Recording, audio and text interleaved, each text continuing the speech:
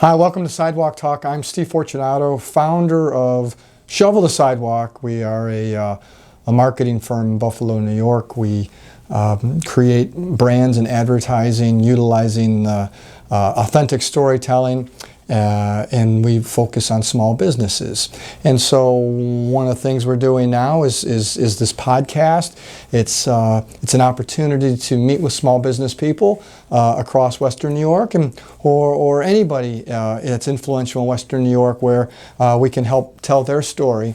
And maybe you out there, whether it's through the podcast itself or through YouTube, you may pick up a tidbit of information that you can utilize some way in your business or in your life. And today we have Dr. Adnaan Sheriff. No? Yep, got it right? You got it right. There you go. That was a tough one. I'm just going to call him Doc from now on. I can handle Sheriff, right? Dr. Sheriff. And he's with the Amherst Medical Associates. So it's primary care. You're a primary care physician. You're a primary care group.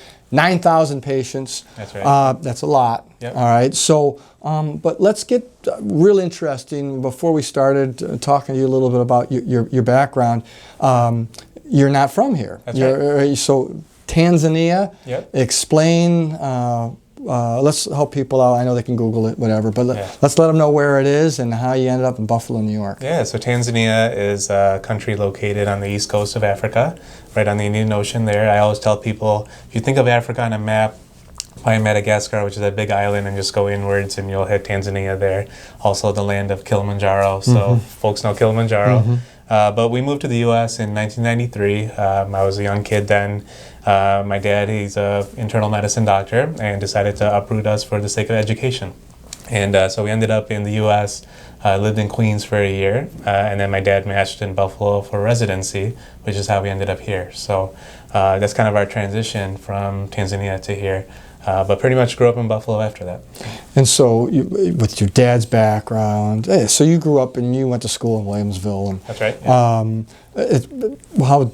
What did you see, or what do you know about your dad adjusting language-wise? Was it a problem? Or it shouldn't have been a problem for you. You grew up with it. Yeah, it really wasn't much of a problem. So my parents both went to school actually in Pakistan even before that, and they both went to kind of a Christian school there. They spoke English. That was their primary language. And so English was always part of our household. We always grew up speaking English. So it really wasn't much of an issue at all transitioning over. But inside our home, we would hear Gujarati, we'd hear a little bit of Swahili. So there was always some other languages floating around too. How many languages can you speak? So fluently, I would say English. Spanish, I can get by. Gujarati, I understand fully, and then Urdu a little bit here and there. Yeah. All right. So you're now. I'm assuming that your father and his career path had quite a bit of influence on you. Yeah. He was always, a sort of mentor to me in that regard. So I was always exposed to medicine from a young age. I always joked that my first job was actually in this very office when they first set it up, back when electronic medical records were first starting. So I used to come from school when I was a sophomore and scan in all those old paper charts into the electronic system there at that point. And then kind of transitioned on from there to college, and then did the pre-medical route and ultimately medicine. So, but you knew, when did you know I'm going to get somehow into medicine? Yeah, so I think that exposure and the desire to help people in some regard was always there, whether it was through some sort of retail industry, even the food industry. I worked at Cold Stone Creamery when they were still around here. And so there was always that desire to be around people in some way, shape, or form. In college, I ended up becoming an EMT and worked as in the ambulance corps at Stony Brook. And that was really my first true patient exposure, and that solidified it on, that I wanted to pursue medicine. But that exposure was always there in some way, shape, or form. Right. I mean, it was in your family. That's right. So, all right, then you knew once you did the EMT thing, and you said, how did you determine, because there's a lot of different areas you can go in medicine. Yeah. I know you have a couple of brothers that are in medicine as well. Right. But all of you are doing kind of different things. That's right. What made you choose what you're doing? When I was an EMT, I really liked kind of the emergency care, critical care type of route. When I went into medical school, I always thought that was what I was going to do. And then when I started doing my rotations, I really enjoyed the continuity of care with the patients that we saw in primary care. You really build those relationships long term. And you're there as some sort of advisor, there for the patient, even from a medical standpoint or a life standpoint there too. You really build that trust with them. And so I decided that I wanted to pursue primary care. And then I realized I didn't like one organ system enough or too much, so I wanted a little bit of everything and a little bit of every age group, which is where family medicine came into play. So to somebody that is a high school student, or they have a high school student in their family, or maybe they're going to college and they're thinking, something in medical, who do you think that person is that connects into family medicine? What should they look out for that, that makes sense for me? I think family medicine and primary care in general, you really get a lot of longevity with your patients. So they become an extension of your own family. And so if you really like that way of practicing or that connection, I think primary care is the right niche for that person. I think of myself, my daughter was born a few months ago, and the number of phone calls and the number of cards we got really were an example of the relationship that we have with our patients, that they really see themselves as part of our family too. And so, primary care, yes, that's one part of it, but then also prevention of further disease down the line, healthy lifestyle and living, that's all embedded into primary care. And so those type of aspects of medicine can point towards someone towards that direction. One of our clients on the agency side is Western New York Dermatology and Dr. Nazareth, and one of the things that really brings him, separates him from a lot of different people in the medical field is his bedside manner, and it comes across here as well. And he does it. It's natural, but it's conscious, and I feel like it's the same thing here.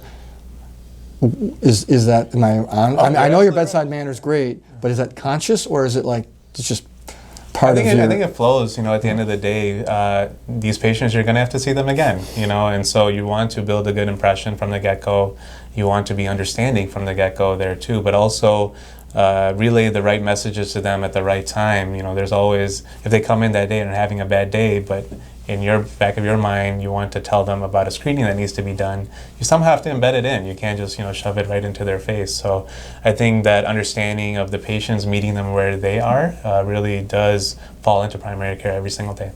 It's interesting too, the things you're saying. I've never thought of this until just now. We do a lot of recruitment advertising for clients. It's a tight job market, and when it comes to there's a lot of people that need help in the customer service. A lot of business need help in customer service, and it's tough to find the right people. That you can't have a bad day. You might have a bad day, but the customer can't feel it, right? Exactly. They can't know it. Exactly. I feel like you could, the way you talk, you could literally run a customer service operation. Thank you. Yeah. Is that? I will credit that to when I was in undergrad, I worked as an orientation leader at Stony Brook, and so that type of role for me really, I just had a good first impression for the school. You're an ambassador for the school as well, and so you learn that whatever baggage you have, you got to leave it aside. These folks are there to get guidance from you, and so being able to be that coach for them and help them through that process really gave me an understanding of, okay, you can't bring yourself into the room every single time. There's a right place for that, but then also you have to meet your client where they are, or the customer where they are. And so in healthcare, that becomes even more critical, because oftentimes you're trying to convince someone of a medication or convince them of a screening, and really you have to hit them with the right messages and make sure that they are on the same boat as you and understand why you're trying to accomplish this for them. At the end of the day, it's about the patient ultimately. It's not about the physician. So you really have to relay that message in an effective fashion. How important is empathy? Empathy is very important, very, very important. I think empathy plays a huge role in building trust with the patient. Patients are also your referral base. So, if they see that they've had a good experience with you, they're able to connect with you, they will refer more patients to you. And now in primary care, there's no shortage of patients. But at the end of the day, you want to have like-minded patients, or you want to have an extension of your own patient base. And it's fun taking care of families. You understand what grandma's going through. You understand what the daughter's going through. And so you're able to connect even better every single time you meet the patient. It's literally marketing 101. Yeah. It literally is. That's exciting to hear. That, I mean, there's a lot of businesses, there's a lot of people in the medical field that I don't think get that. Right, it's very true, and unfortunately, sometimes we're victim to the healthcare system and how we are trained to practice. Some practices are volume-based, where they are incentivized to see as many patients during the day. Recently in primary care, there's been a shift towards what we call value-based reimbursement. So we don't have to necessarily see 40, 50 patients in one day, but we're able to spend more time with our patient and really build that relationship, especially with the advent of technology and being able to communicate with your doctor electronically. I think that's really allowed more time for us to spend in the room with our patients, but also meet all their needs. Has one of your roles here, you're a younger guy, has one of your roles been to make sure the practice is, how do you put it, modern? Yeah, and I'm lucky because I think this practice was already modern by the time I got here, but we've become even more modern itself. This was actually one of the first practices in the area to use the electronic medical record. So all the other doctors in the practice are well embedded into it and know how to use it very well. Recently, as we dive further into the digital age, patients are wanting to connect with their doctor on different platforms, not just in the office. So we've adjusted to accommodate that as well. But I tend to be the guinea pig a lot for some of those modalities. But I do think it's being accepted across the board for sure. So you're a DO, yes, not an MD. Yeah. Explain. Yeah, so DO and MD are two different variations of medical doctors. DO stands for Doctor of Osteopathic Medicine. It was a school of thought that started in the late 1800s, and initially the premise was based more off the connection between your mind and body and spirit. And so there was a lot of therapies that involved manipulation of the musculoskeletal system, and that was the thinking at that time that it could impact the rest of your physical health, and in some ways it definitely does. And what it turned into was more of a holistic approach, so really being patient-centric first as opposed to disease-centric, and then adapting your treatment modalities to that passion of thinking. Now, nowadays in school, you really learn the same concepts. You learn about diabetes, you learn about cancer, you learn about coronary disease. But what the upper hand that DOs, I think, get, we are trained in manipulation. So I always tell my patients it's a combination of treatments like physical therapy and chiropractic medicine, all molded into one. But the focus really is the patient first itself more than anything else. When you say you're trained in manipulation, do you perform that, or you say, I'm very aware of it and I realize what it can do for you and I'm going to refer you to this person to do So it? I don't perform it myself regularly. I am aware of what it entails. There is a fellowship that DOs can do in neuromuscular medicine. Mm-hmm. And so one of my colleagues, he did that fellowship, and he's the only one practicing in the area specifically in that field itself, which is his referral niche.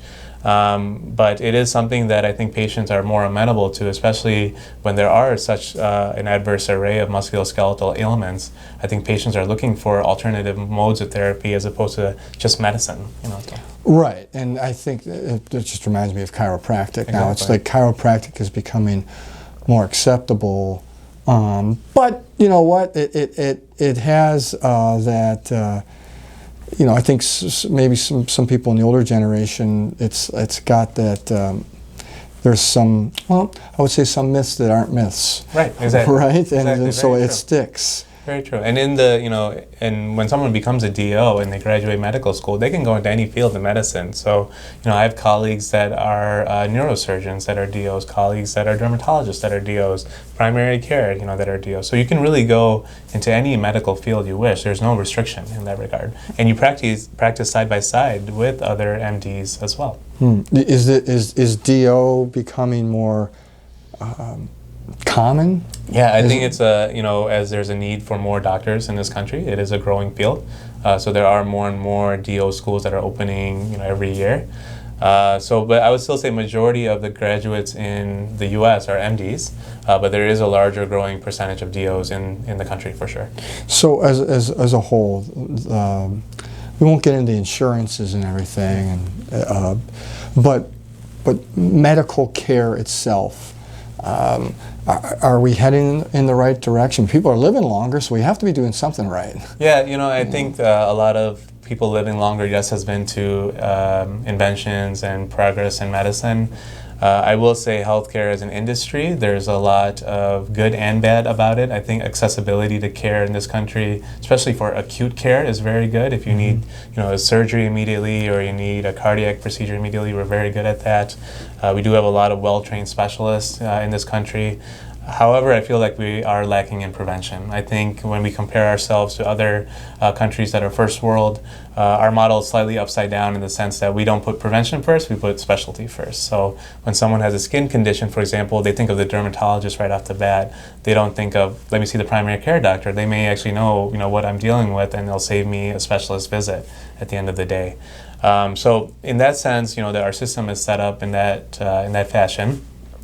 When we talk about accessibility to care, I think we are hopefully making strides as far as gaining access to all different patients, regardless of their socioeconomic status, and allowing them to have equal access to care. Unfortunately, we still are privatized in that regard, so some folks won't be able to see a specific doctor based on that doctor's relationship. But hopefully, I am optimistic in that regard. I think there's a more of an awareness that there is a need to fix the system. Do you think on the preventative side, is it research-based, like we're not doing enough research, or are we not, repeat that again, or are we not putting enough emphasis to utilize your primary care physician or listen to your primary care physician to be more preventative in whatever it is, like prostate cancer, getting checked once a year, and stuff like that? I think patients, when there's messaging that they see, a lot of it is related towards the latest and greatest treatments. So when we see ads for different medication on TV, it's of things that may be for a specific niche of patients, but those medications are very costly as well.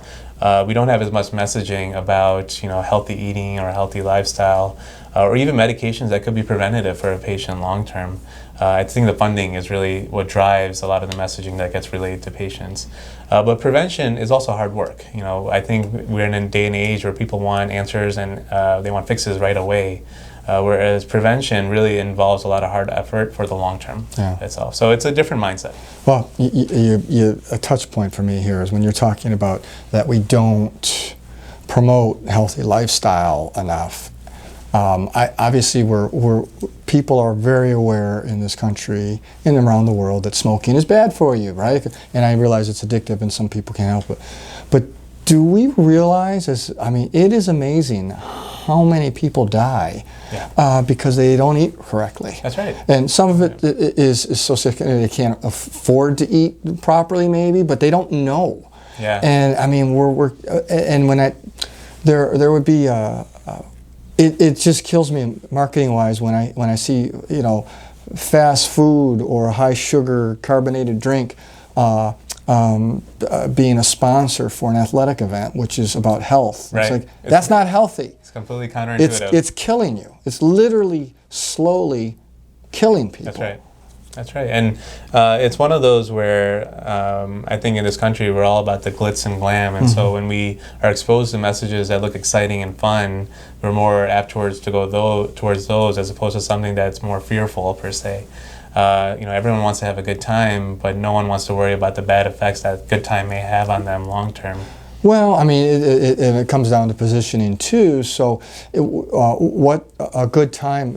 We believe in. We focus everything in our messaging on an emotional connection, right? So, you're right. It's a good time. Do this, whatever. But an emotional connection on the other end could be, instead of the labor that goes into planning a 7-day week for meals and taking the time to do that, is the long-term effect of it, which would be, what's an emotional, I'm just thinking, this is just off the cuff here, what's an emotional connection there? It would be, wow, look at that, Grandma and Grandpa are alive, and they're with their grandkids, and they're with their kids, and everybody's healthy and having a good time heading somewhere. So there's an emotional connection. How'd they get there? They got there by doing this. Just like all these people in these commercials or whatever, these advertisements are having a good time doing things that maybe are not healthy for them. These people could be having a good time doing things that are healthy for them. And unfortunately, I don't think a lot of people realize that until they're much older. And so some of those unhealthy habits have already formed, no doubt, by that point. But I think when we relay messaging to patients specifically, incorporating their own goals into that messaging becomes very important. So if the goal is, I want to live as long as Grandma and Grandpa and be as healthy as them, let me emulate their lifestyle, as opposed to, I don't want cancer like Aunt Susie, but I'm still smoking, in that regard. So sometimes there's a disconnect there. We know so much more now. I mean, for me, I'm a lot older than you, but for me growing up, you drink a can of pop every day, and maybe we knew, but it was suppressed. And now, that's just, not only is your dentist happy when you're not doing that, but your dentist speaks like, it's too much sugar, man, it's not good for you. But we know, so to me, the younger generation has an even better opportunity because there's so much more knowledge about nutrition. That's true. Just healthy living style, healthy living, getting the proper sleep. I used to think, I'd be in college, we'd go 2 hours, whatever. The long-term effects of that are 2 hours of sleep. That's terrible. Right. And I do think that newer generation knows a lot more and tends to be a lot more responsible in that regard. But we still see pockets of patients, and maybe I'm biased because I see a lot of the unhealthy that really resemble what their family does as well. So, if you see a dad's a smoker, the son tends to be a smoker, the daughter tends to be a smoker. If the dad's obese and has diabetes, the son tends to be headed towards that same direction there as well. Unfortunately, with a lot of good information comes a lot of bad information there as well. So we have access to everything at our fingertips now, but oftentimes those messages tend to be myths in nature. So oftentimes we find ourselves that we're encouraging good, healthy habits, but then we're also trying to dispel a lot of the myths that are thrown around there as well. Must be good feeling when you see what goes from one generation to the next and within a family, and if you're able to break that. Yes. Yeah, and sometimes it takes a bad event to break that too, where someone has cancer and passes away from cancer, and we realize that it's related to a habit in their lifestyle, and then the rest of the family all drops that habit as well. Unfortunately, it is sometimes a bad event that causes a good outcome, at the end of the day. But I guess that it really is the process of life. You learn from your mistakes. So personally, you had a baby recently. Congratulations, it's your first.